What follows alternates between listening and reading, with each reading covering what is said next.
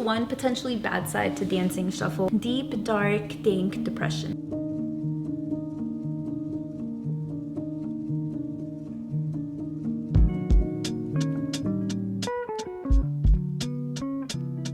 I started dancing shuffle back in 2021, and it made me feel like I was alive for the first time. My physical health shot up, I finally felt like I was no longer in my head, and having come from a lifetime with clinical depression, this was huge. And this is the story of how it happened. Life before can only be described as numb, whereas with dance, I finally had the ability to feel emotions. In short, life has become easier, and I am so grateful for it. This is honestly a pretty common story for a lot of shufflers. It makes life invigorating and brings about this sense of peace, warmth, happiness, love, and contentment. Change is good. It evolves us, pushes us, and keeps life interesting. This is something we hear about life in general. And when it comes to health specifically, you'll often hear that you need to implement this hardcore lifestyle change. Personally, I imagined myself eating healthy every day, looking thin, working out effortlessly, and never having trouble looking really good in outfits. But I always imagined this to be a make-believe, distant future that would never actually come to fruition. The worst part of it is that I always assumed mental health just improved with a physically focused lifestyle change. For context, I also had an eating disorder growing up, so hopefully you're getting a better idea of where I was coming from. Regardless, I was able to find good mental and physical health. I went through the popularly sought-out lifestyle change, but it took me some 3-odd years of getting through a 14-year eating disorder to learn how to feed myself properly and sustainably.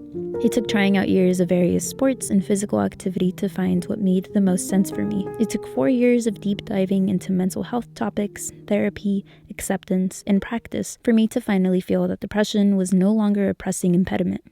A lifestyle change. It does not come easy, oftentimes it does not feel intuitive, and it takes a lot of experimentation. Between eating habits, exercise habits, and mental health, the mental health was definitely the hardest to get the hang of. I still struggled a lot and would often fall back into periods of depressive lows ranging anywhere from 2 weeks to 10 months. And oftentimes, if I was not at a depressive low, I would be prepping myself and dreading for the next low. I would prepare by continuing to gain knowledge that might help me cope, going extra hard with clean eating and exercise, and being sure to sustain a strong support group. But the cycle was always there, and I would always find myself back in my lows. The way I see it, I was still missing something, and I found it. And if you're watching this video, you know what it is. Simply said, it was shuffling that served as a cherry on top to all of my efforts. It's my growth in this dance and all the effects it had on me that kickstarted this lifestyle change. I did used to worry that this wasn't actually a real change and it was just a temporary distraction keeping me away from dealing with my mental health. But after over 3 years of shuffling, I can honestly say I don't feel the way that I used to for the majority of my life. Rather, I feel like I've changed my brain on a chemical level, so now that it is less susceptible to falling into deep depressive states of mind. I'm not a medical professional, obviously, but I do know that certain areas of the human brain are less active in depressed individuals as opposed to healthy individuals, hence why I feel like I have a stronger, more balanced brain. It's like it is physically easier for my brain to be happy. The patterns are there, and I've since managed to live a very happy life.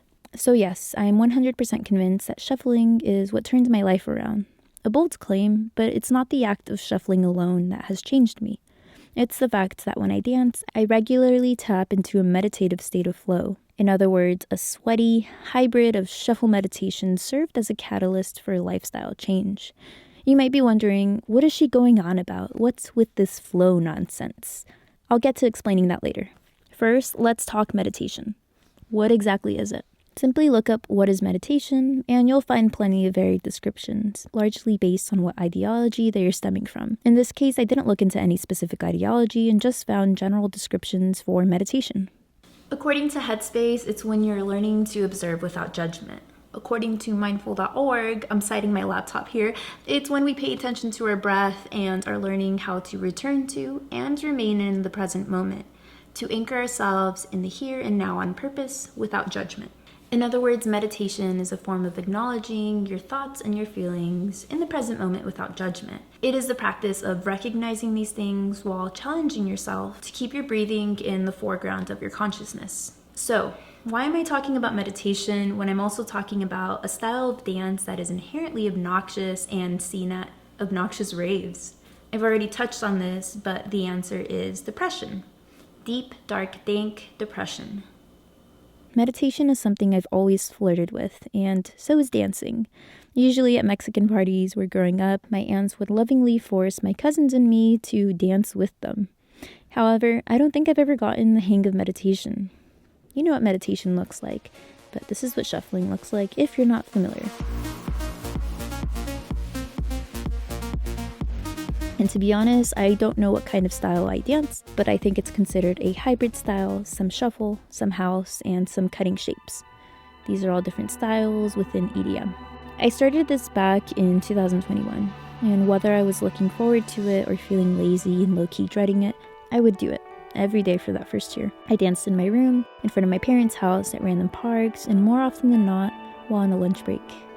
For anyone that works out, you felt the high of a workout, the endorphins that get released, and the natural energy boost that you get if you do it pretty consistently. But I feel like it does change a little bit when it comes to shuffling.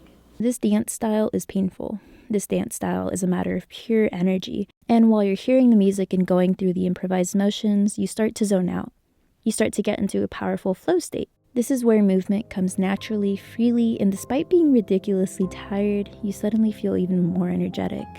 You move in harmony with the music, and your emotions get expressed through your movement. It all gets connected, it all flows, and it is so much fun. This doesn't always happen though. Some dance sessions are hit or miss. You might find flow, but other times you're just enjoying the dance and never quite get there. For some contexts, I'll sometimes start to feel it 15 minutes into a session, or it won't be till 1 hour and 20 minutes that I suddenly start to enter flow. And once you're there, you're there. I would dare to describe it as bliss or as complete peace. It is different for everyone, I'm sure. This is just my experience. And no, this isn't me talking about psychedelics and EDM. This is what I feel when I'm dancing alone, sober, and for hours on end. With this combination of sweaty dancing, mood-changing music, and only tuning into my movement and the breathing needed to keep up said movement, I am able to feel like I'm meditating when I find flow. This is getting into the more personal stuff, but sometimes I'll reach flow and then new emotions will start to surface. And rather than reject those feelings or thought patterns, I'll hear them out. I'll feel them out, often resulting in literal tears welling while I'm dancing, and I'll start to process it all. And after that, I eventually just get back into flow and keep moving with my breath and the music. This might sound a little chaotic, but I promise it feels good, and it's just indicative of the fact that sometimes your body just has to cry. I think it's fair game to call this meditation because it certainly does a trick for me, and the benefits have felt a lot more impactful than the handful of times I've tried to get into regular meditation. It's still processing thoughts and feelings with a judgment-free mentality, all while focusing in on your breath.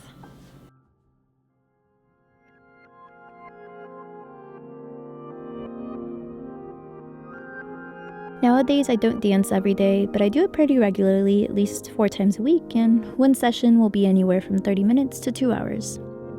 I try to combine this with weights, some rock climbing, occasional yoga, and whatever else sounds fun for the day.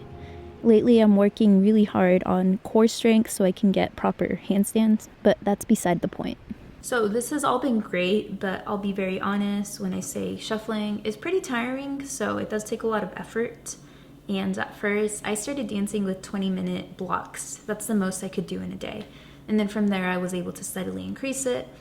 Not to mention the amount of injuries that I got before I was able to consistently just dance it out for 2 hours and have a really good workout. There's also the fact that because it's EDM, you're probably going to be dancing with earbuds in, especially if you're alone. You don't want to have to force that music on anyone else. So if you're dancing with earbuds and doing crazy footwork, being really sweaty, panting with crazy facials, chances are you look a little bit odd to the general public, but this is honestly very easy to get over. And especially since it's a dance people like to do in public, in groups, outside, you kind of get over it pretty quickly because you're ultimately doing something that you really love. It's not hurting anyone. And a lot of the times I'll even get people come up to me and tell them I should teach them or that they've always wanted to learn and just haven't done it yet.